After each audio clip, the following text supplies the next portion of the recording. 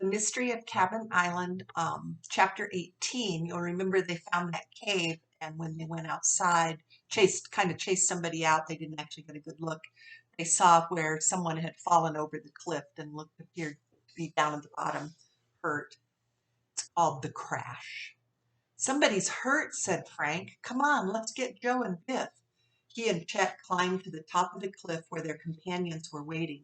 Any sign of Johnny? Joe asked anxiously. Frank shook his head and breathlessly told about the wrecked ice boat. We'll find the nearest spot we can to climb down, said Joe. Frank took the lead.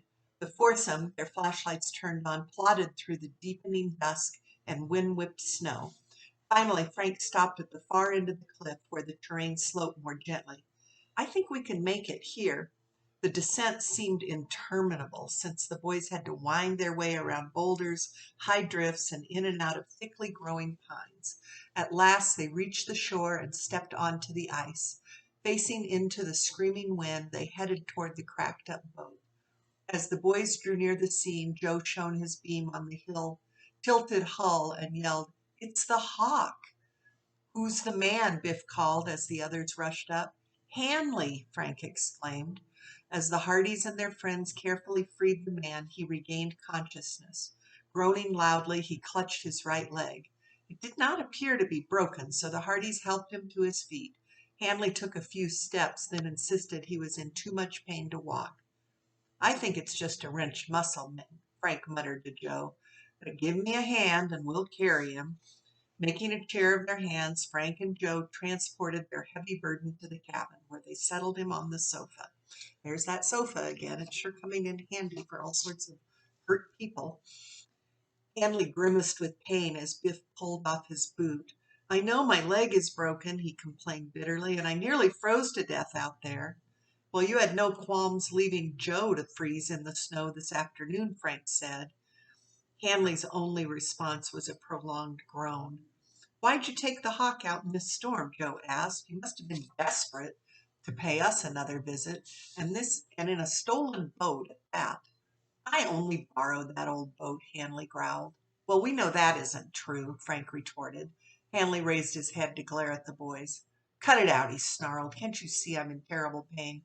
You better go get me to a doctor fast." "Well, that is out of the question," said, "until the storm lets up." The boys exchanged uneasy glances. They realized that the violence of the storm also made it impossible to search for Johnny Jefferson. "Hanley," Joe said sharply, "it's high time you leveled with us. Have you seen Johnny Jefferson on this island?" "I don't know what you're talking about." Frank described the boy. "Now, what about it? Have you seen him?" "No," barked Hanley. "I've seen nobody but—" He broke off and looked uneasy. "But ghosts?" Joe asked with a grin. "You think it's funny? You'll find out." "We've already caught the spook in the attic," said Biff. "It was the wind blowing over a soda bottle." At the look of astonishment on Hanley's face, the boys laughed. "Let me alone," he burst out. "I don't want to talk." He would say no more, but ate greedily of the hearty supper which Chet prepared. He maintained a stubborn silence, refusing to answer further questions put to him by the young sleuths. The Hardys learned nothing from him about his interest in the fireplace or his meetings with Yusuf. The boys noticed, however, that his eyes traveled frequently to the chimney. Finally, the injured man fell into a deep sleep. "Well, at least he can't escape," Joe remarked. "Too bad we can't get some information out of him." "There's one thing we can do," Frank said in a low tone. "Break that code."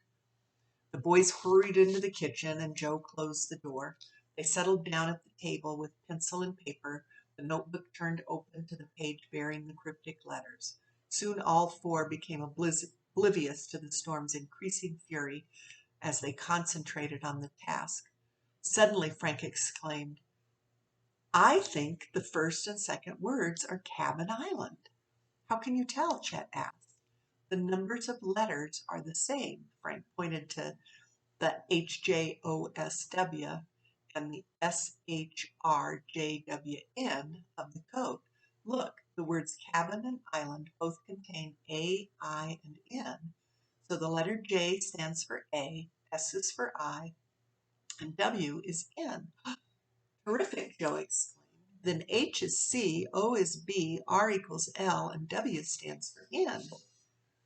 Let's try to find the key, Frank said. I'll set up the alphabet. The others watched intently as he wrote the alphabet, A, B, C, D, and then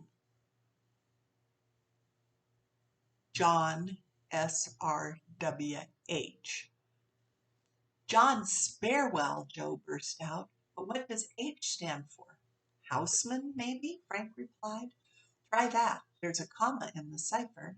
Maybe it may stand for R. John Paul Sparewell, Houseman, Joe read. That's the key. Now substitute those letters for the ones in the code. Frank printed rapidly and held up the result. Cabin Island, chimney left, A, front 9 feet high.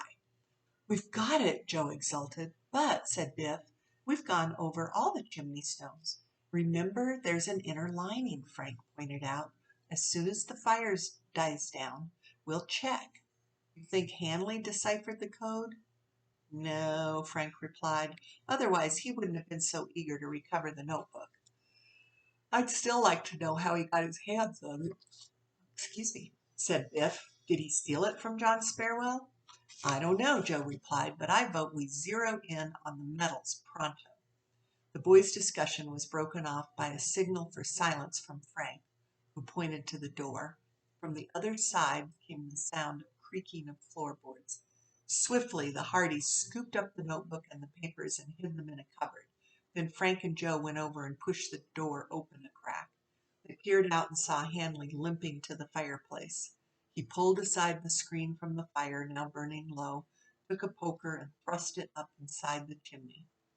Bet he was eavesdropping, Joe muttered. Well, the code directions won't do him much good without tools, said Frank, and stepped into the living room. Looking for something, Mr. Hanley? Glad to see your leg is better. The big blond man wheeled, his face purple with rage. I'm sick of being hounded by you pests. I'll fix you. Hanley lunged forward, brandishing the poker, but tripped on a rug and went sprawling. The poker flew from his hands. Quickly, Frank retrieved it. I wouldn't try that again, Joe said in warning tones as Chet and Biff rushed in. Scowling, Hanley dragged himself over to the sofa and sank down heavily. All right, all right. I was just going to stir up the fire, he mumbled. It's cold as an iceberg in here. The boys had to agree because the wind had risen to great velocity and gusts just shook the cabin. Chill drafts seeped beneath the outside door, and the windows were half covered by driving snow. Maybe I'd better stoke the fire, Chet said. Joe nudged him. Later. We have something to do first. Chet grinned. That's right. Well, I can turn out a snack anyway. That'll warm us. The stout boy headed for the kitchen, but the next instant stopped in his tracks as a shrieking blast of wind struck the front window full force. With a loud crash, the entire pane shattered inward. The frigid wind roared inside, knocking over all the oil lamps. Fire flared along the spilled fuel, and Joe leaped forward, flailing at the flames with his parka. Hanley rolled off the couch as his terror-stricken voice shrilled through the darkness. Get me out of here. The whole place is going to collapse. I'll be killed. Well, that doesn't sound very good for the poor cabin. And what are they going to do if the cabin falls down or burns down and they're in that terrible storm? This is definitely a